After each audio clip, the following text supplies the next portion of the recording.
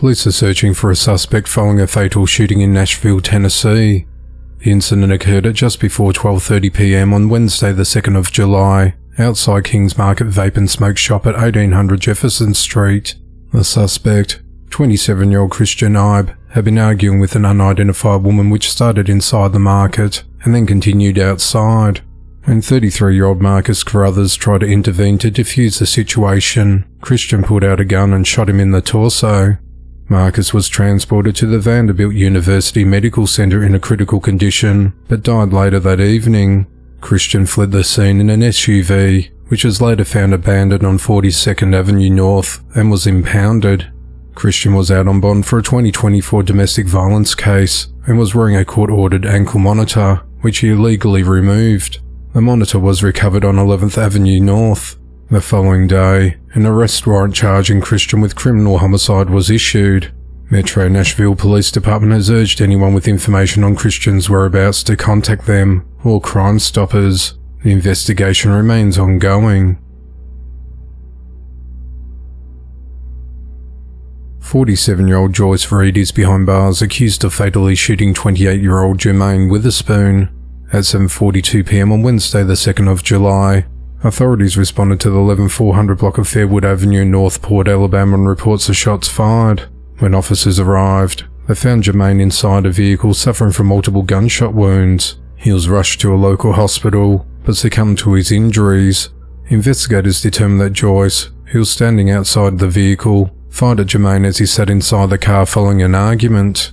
There was no evidence that Jermaine was armed prior to being shot. It's unclear what the dispute was about.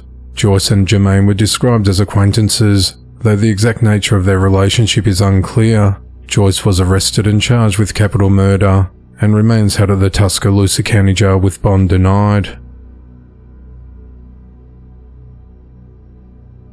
38-year-old Cedric Moore is behind bars following allegations of abuse involving his 9-year-old and 1-year-old sons at his home along South Edith Street in Pontiac, Michigan.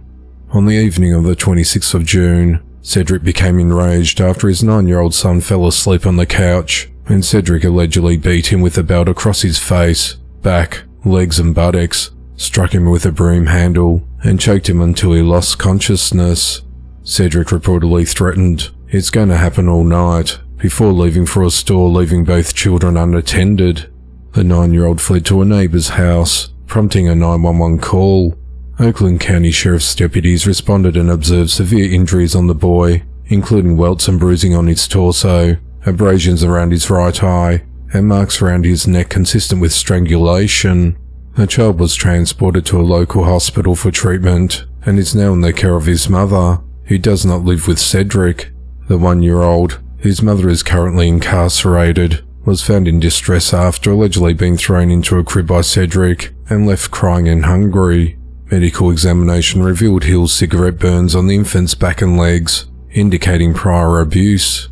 The younger child has been placed with a relative. Cedric was apprehended later that night and allegedly admitted to a family member that he was whipping his 9-year-old son for stealing. He faces charges of abuse and is currently held at the Oakland County Jail on a $100,000 bond, with a court appearance scheduled for the 10th of July. 36-year-old Oklahoma doctor Neha Gupta is in custody, accused of murdering her 4-year-old daughter Aria Talathi in El Portal, Florida. At around 4:30 a.m. on Friday the 27th of June, authorities responded to a report of a child drowning in a residential pool in the short-term rental in El Portal, a village in Miami-Dade County. First responders found Aria unresponsive in the deep end of the pool.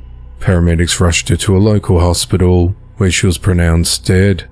Neha, a pediatrician formerly affiliated with OU Health, had traveled from Oklahoma City with her daughter and checked into the rental property on the 25th of June. The child's father, who shares custody, was unaware that Neha had taken Aria to Florida. Security footage confirmed that Neha and Aria were the only occupants of the property.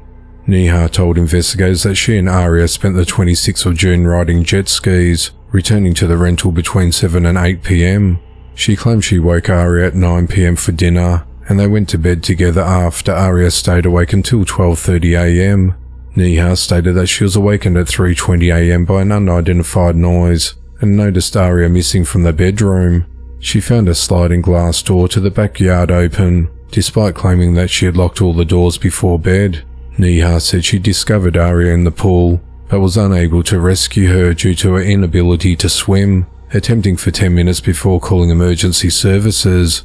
An autopsy, however, conducted by the Miami-Dade County Medical Examiner on the 29th of June revealed inconsistencies. The medical examiner found no water in Aria's lungs or stomach, ruling out drowning as the cause of death. Instead, the autopsy identified cuts and bruising around Aria's mouth and cheeks, inconsistent with life-saving measures, but suggestive of asphyxiation by smothering. The wounds appeared to have occurred before Aria was placed in the pool. Additionally, Aria's empty stomach contradicted Neha's claim that the child ate dinner at 9 p.m. Based on these findings, authorities issued an arrest warrant for Neha on the 30th of June, charging her with first-degree murder. The warrant alleges that Neha killed her daughter and staged the scene to appear as an accidental drowning. Neha had returned to Oklahoma City, where the U.S. Marshals Oklahoma City Metro Fugitive Task Force and the Oklahoma City Police Department arrested her at a residence near Northwest 150th Street and Santa Fe Avenue. Neha is awaiting extradition to Miami-Dade County to face the murder charge.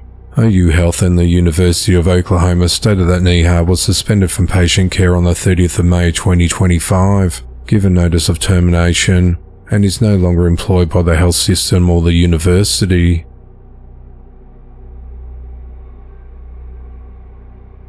A woman faces potential homicide charges in a mother's death.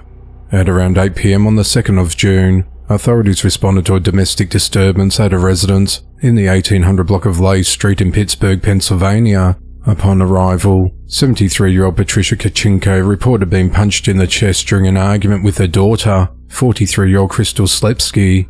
Patricia, who suffered from chronic obstructive pulmonary disease and relied on an oxygen tank to breathe, complained of chest pain and difficulty breathing following the incident. Patricia was transported to a hospital for evaluation, but succumbed to injuries on the 24th of June due to respiratory complications from blunt force trauma. The Allegheny County Medical Examiner's Office ruled her death a homicide. Krystal was initially charged with simple assault and is currently being held in the Allegheny County Jail. Authorities have indicated that additional charges, potentially including homicide, are expected as the investigation into the matter continues. At around 2:15 p.m. on Monday the 30th of June, a federal inmate, 48-year-old Kelvin Simmons, fatally shot a Cherokee County detention officer and led law enforcement on a multi-county chase in North Carolina. Kelvin was being escorted by officers 56-year-old Francisco Flats and George Farnell to the orthopedic department of Orlando, West Carolina Hospital in Cherokee County for medical treatment. During the visit, Kelvin overpowered the officers, seized Francisco's firearm and fatally shot him. The other officer, George, was knocked out and sustained injuries during the altercation, but not from gunshots. Fleeing to the hospital's parking lot, Kelvin hijacked a black Chevy vehicle. He then led deputies and the North Carolina Highway Patrol on an hour-long chase east through Clay County into Macon County. After a brief standoff, the Macon County Sheriff's Office apprehended him. On Tuesday, the 1st of July, Kelvin was charged with first-degree murder following a court appearance via video call from the Buncombe County Detention Facility, Nashville, where he's been held. Kelvin was already incarcerated on bank robbery charges and faces pending charges for a previous escape attempt in October of 2024. A man will spend the rest of his life behind bars after he drowned his infant son in a bucket of laundry detergent. On Tuesday, the 1st of July 2025, a judge at Tippecanoe Superior Court in Indiana ordered 29-year-old Eliasard Moneus to serve 92 years in prison for the death of his 3-month-old son Jacob in 2024. Eliasard's wife said he got upset with her on the 5th of August 2024, and the two hadn't spoken to each other for 5 days. The wife allegedly told officers that on the 10th of August 2024, she was sitting in a chair in the bedroom of their Lafayette, Indiana apartment watching a church service with baby Jacob, when Eliasard entered the room, took baby Jacob, and she said she heard the front door close. Eliasard then returned home about 30 minutes later, came into the bedroom and hit her multiple times with an item she described as a tie iron or a wrench. The wife told officers that Eliasard then left their apartment, and she did not know where baby Jacob was since Eliasard allegedly left the home with him before the attack. She then drove herself to a hospital where she was treated for injuries, including a skull fracture. Officers then responded to the hospital, but they discovered baby Jacob was not with her at the hospital. When police went to the apartment, they initially couldn't find the baby. The following day, after going back to do a second search of the apartment, detectives found baby Jacob's body submerged in an orange bucket full of laundry detergent, secured with a lid next to the trash can in the kitchen.